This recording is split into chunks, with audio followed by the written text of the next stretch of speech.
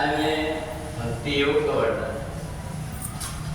श्रेयो ज्ञान अभ्यासात् ज्ञानात् ध्यानं विशिष्यते, ध्यानात् कर्म फल त्यागात्, त्यागात् शांतिरन्तरम्। 12वें अध्याय में भक्ति योग का वर्णन।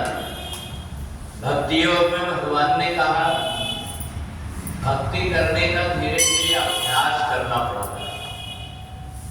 जब हम धीरे धीरे परमात्मा की भक्ति करने लगते हैं तो जो हमारा मन संसार में लगा हुआ था वो परमात्मा में लगने लगता है।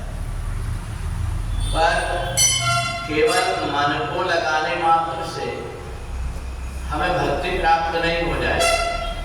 भक्ति अगर प्राप्त करना है, परमात्मा के नजदीक तक पहुंचना है, तो हमें अभ्यास से बढ़कर के ज्ञान की तरफ बढ़ना पड़ेगा। और ज्ञान में जब व्यक्ति ये समझता है कि सारे संसार को चलाने वाला जो परमात्मा है, वो जो उसके नजदीक रहता है, उसके ऊपर उसकी दृष्टि बनी होती है। योग क्षेमम वहाम्यहम्, उसको क्या चाहिए और क्या उसके पास में है, उसकी सुरक्षा करना, ये दोनों काम परमात्मा करने लगते हैं।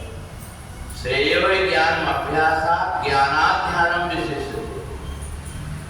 जब हमें ये ज्ञान हो गया है कि परमात्मा हमारे आसपास से हमारी रक्षा कर रहा है, तो हमारा ध्यान बना रहता परमात्मा की तरफ। परमात्मा का चिंतन करते रहते हैं।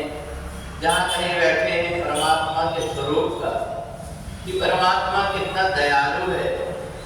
हमने पता नहीं कितने जन्म में कितने प्रकार की गलतियां किए होंगे, इसके बाद में भी परमात्मा की हमारे पर कृपा है।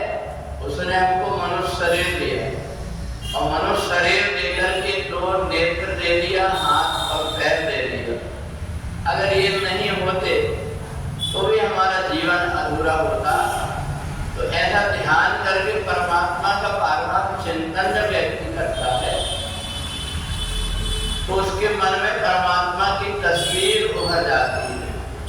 और परमात्मा की कैसी तस्वीर उभरती है? वो बड़ा दयालु है, जीवात्मा पर बिना किसी कारण के कृपा करता है।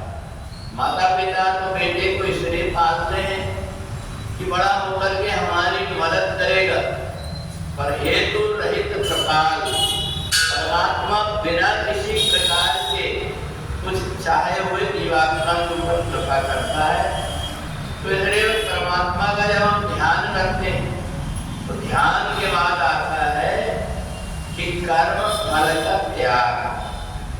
हमें कई बार ऐसा लगता है कि हमारे द्वारा जो अच्छे कर्म हो रहे हैं ये मैंने किया हुआ हूँ।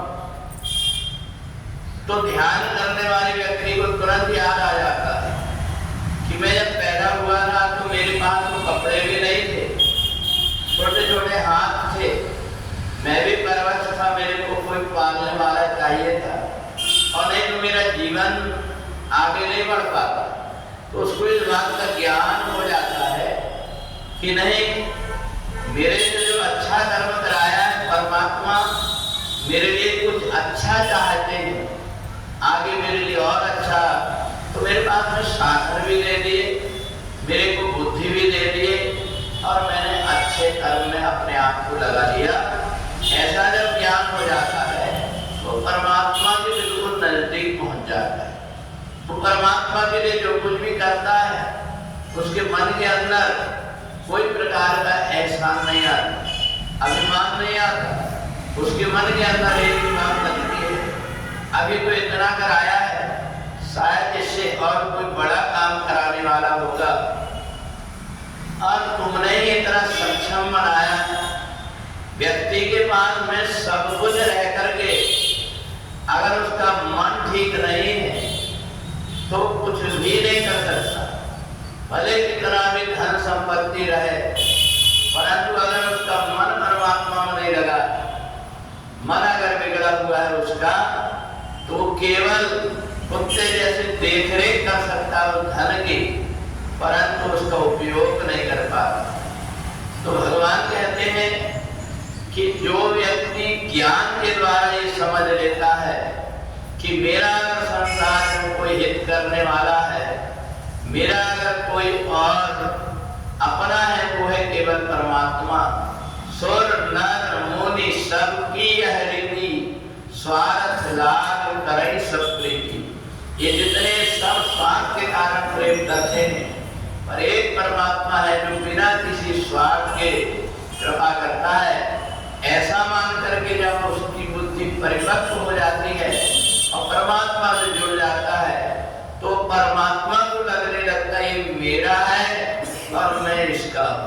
तो यही ज्ञान की परिकाष्ठा भक्ति में परिवर्तित हो जाती है और इसी भक्ति के द्वारा जीवात्मा अपने इस शरीर को छोड़ करके परमात्मा से जाकर के मिल जाता है। और नहीं तो इतनी बुद्धि नहीं आ पाती, देवताओं को भी नहीं आती। देवताओं को जब भगवान धन देते हैं तो सब प्रकार के भोग और वैभव हो जाते हैं। जिस समय आदि शक्ति भगवती जगदम्बा ने देखा महिषासुर के अत्याचार से मैंने इनको मुक्त तो कर दिया, पर इनके मन के अंदर की वासना नहीं गई। इन्होंने चिंतन करना प्रारंभ नहीं किया, ये तो भोग और वैभव में ही लगे हुए। तो फिर से भगवती जगदम्बा ने इनको शिक्षा देने के लिए फिर से एक अवतार धारण किया।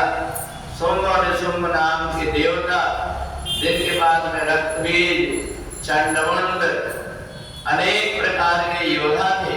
इन योद्धाओं को शुंभ निशुंभ ने कहा एक काम करो, ये देवता तो शराब की नशा करके और मदमस्त है, इनको स्वर्ग से बाहर कर दो।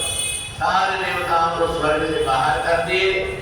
जब ये देवता इधर उधर परेशान होने लगे तब उनको याद आया कि हमारी गलती के कारण हमको ऐसा हुआ है, अब क्या करें। तो वह हिमालय पर्वत में जाकर के आदि शक्ति भगवती जगदम्बा की आराधना करने लगे।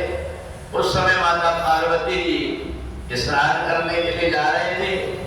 सारे देवताओं ने पूछा तुम इतने व्याकुल होकर के और किसकी आराधना कर रहे हो? कहा शुंभ और निशुंभ से हम परेशान हैं, इसलिए आपने कहा था कि यम यम वाम स्मरण भावम, जब जब भी मेरी याद करोगे तब तब मैं अवतार लेकर के आऊंगी, इसलिए हम आपकी ही याद कर रहे हैं। भगवती जगदम्बा के शरीर से 16 वर्ष की एक कन्या प्रकट हो गई षोडशी के रूप में। दूसरा शरीर काला पड़ गया, वो काले रूप में प्रकट हो गई और षोडशी रूप में भगवती जगदम्बा ने कहा एक काम करो, मैं अभिमानी राक्षस का वध करूंगी, परंतु तुम बार बार इसी प्रकार से विपत्ति में पड़ते रहोगे, इसलिए या देवी सर्वभूतेषु दयारूपेण संस्थिता नमस्तस्यै नमस्तस्यै नमस्तस्यै नमो नमः। ये मंत्र का तुम जाप करते रहना, तुम्हारे ऊपर कोई विपत्ति नहीं आएगी। आदि शक्ति भगवती जगदम्बा ने फिर से अवतार लेकर के शुंभ और निशुंभ नाम के दोनों राक्षसों का वध किया। तो इसलिए हमें अगर बुद्धि नहीं है तो चाहे कितना भी हमारे पास प्राप्त हो जाए पर हमें सुख नहीं हो पाता। इसलिए बुद्धि तो परमात्मा की भक्ति से ही प्राप्त होती है। और जो नवरात्रि में आदि शक्ति भगवती जगदम्बा का जाप करता है, ध्यान करता है, पूजन करता है, भगवती जगदम्बा की कृपा बरसती है। बोली जगदम्बा